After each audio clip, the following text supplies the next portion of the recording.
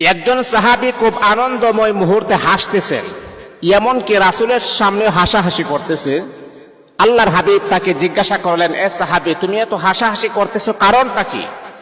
কেন এত হাসাহাসি করো? আল্লাহ তাআলার কোরআনের ভিতরে আছে, ফালইয়াদহাকু কলিলা ওয়ালিয়াবকু কাসীরা। তোমরা কম কম করে হাসো আর বেশি বেশি করে তোমরা রোনাজারি করো, কান্নাকাটি করো। তো তুমি কেন এত হাসাহাসি করতেছো, কারণটা কি? হুজুর, আমি তো হাসতেছি কারণ আপনি নিজেই বলেছেন, আপনার নিজের পবিত্র জবানে আপনি বলেছেন, যদি কেউ কাউকে মহাব্বত করে, যদি কেউ কাউকে ভালোবাসে, ওই ভালোবাসার ব্যক্তির সাথে তার হাসরের মাঠ হবে, হাসর হবে।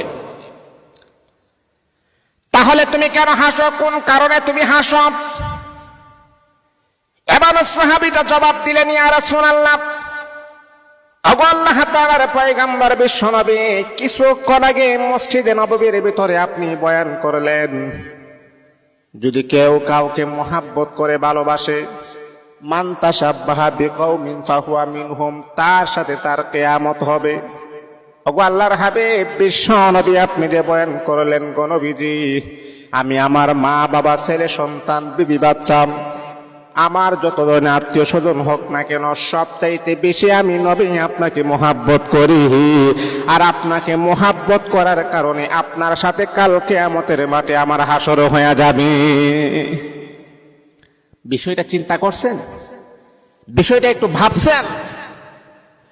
নবীজি বলতেছে, সাহাবী শোনো শোনো শোনো, যদি তুমি আমাকে এমন ভাবে মহাব্বত করো, নিজের সন্তানের চাইতে বেশি মহাব্বত করো, নিজের মা বাবা বিবি বাচ্চার চাইতে যদি তুমি বেশি মহাব্বত করো, আর তোমার মহাব্বতটা যদি ইখলাসিয়ত থাকে, তাহলে সাহাবী শোনো, আমি রাসূলের সাথে তোমার হাসর হবে, এমনকি আমি রাসূলের সাথে তুমি জান্নাতের মালিক হয়ে যাবে।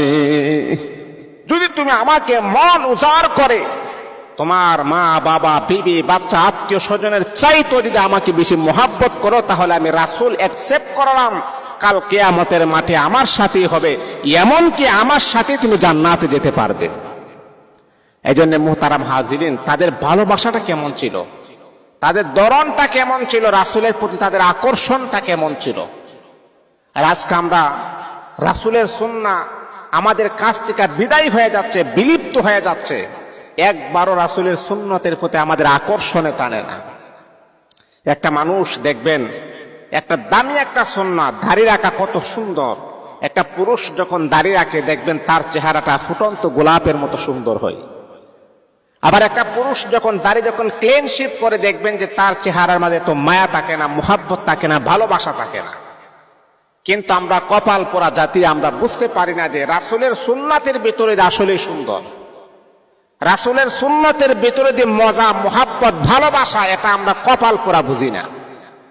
আমরা মনে করি যে দাড়ি রাখলে মনে হয় একটু মুরব্বী মুরব্বী বাপ আমাদের সাথে চলে আসে বা আমার চেহারায় ফুটে ওঠে। কিন্তু আজকে মেডিকেল সায়েন্স তারা প্রমাণ করেছেন। আপনি বিজ্ঞানকে প্রশ্ন করেন, মেডিকেল সায়েন্স যারা পড়েছেন তাদেরকে জিজ্ঞাসা করেন, এই যে আপনি দাড়ির মাঝে যে আপনি খুর লাগাইতেছেন, ব্লেড লাগাইতেছেন, দেখবেন অনেক সময় অনেক মানুষ যখন দাড়ি বেশি চাষে, এই মানুষটা যখন বয়স্ক হওয়ার পরে যখন বুঝ শক্তি তার মাঝে চলে আসে, তখন আবার সে সিদ্ধান্ত নেয় আমি দাড়ি রাখবো।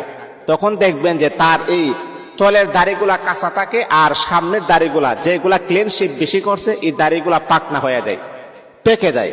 কেন? ওই যে দাড়ির এই যে আপনি ব্লেডের যে খুর, ব্লেডের একটা ধারালো একটা জিনিস আছে, এই জিনিসটা লাগার কারণে আপনার দাড়িগুলো অল্প বয়সে পেকে গেছে। এই জন্য মুহতারাম হাজিরিন, দাড়ির ভিতরে সুন্দর, রাসূলের সুন্নাতের ভিতরে সুন্দর। আপনি রাসূলকে ভালোবাসেন, রাসূলের সুন্নাতকে আঁকড়িয়ে ধরেন, দেখবেন কাল কিয়ামতের কঠিন মাঠে আমার আপনার দয়াল নবী গলা কাটা মুরগির মতো উম্মতের পাশে দাঁড়াইয়া তাকে সুপারিশ করে জান্নাতি বানাইয়া দিবেন। এই জন্য মুহতারাম হাজিরিন, রাসূলের সুন্নতকে মুহাব্বত করেন, সুন্নতকে ভালোবাসেন। আল্লাহ পাক আমাদেরকে বুঝার তৌফিক দান করুন।